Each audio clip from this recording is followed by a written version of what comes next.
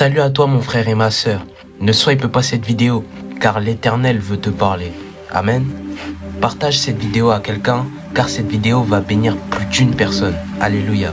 Alors le Saint-Esprit m'a fait prendre conscience d'une chose, c'est que beaucoup de chrétiens, vous ne connaissez pas votre identité en Christ. Amen. Le Seigneur t'encourage à connaître ton identité, car tu es fils du Très-Haut. Et l'Éternel a dit dans Psaume que vous êtes tous fils du Très-Haut. Vous êtes des dieux sur la terre. Alléluia. Il y en a beaucoup, vous ne savez pas votre identité.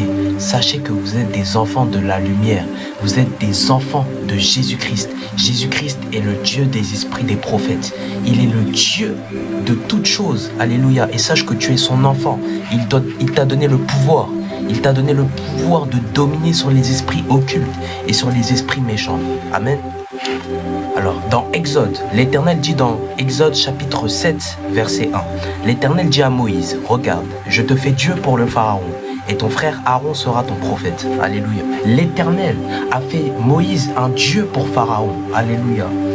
L'Éternel a fait Dieu Moïse pour Pharaon.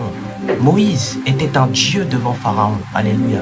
L'Éternel lui a accordé ce pouvoir d'être un Dieu. Amen. Moïse ne savait pas parler.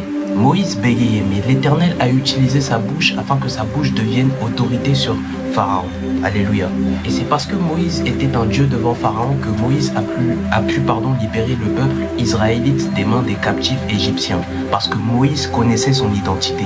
Il savait qu'il venait de l'Éternel et que l'Éternel est plus puissant que toute autre chose. Moïse n'avait pas peur devant Pharaon parce que Moïse savait d'où il venait. Il venait de l'Éternel et l'Éternel lui a accordé ce pouvoir d'être un Dieu.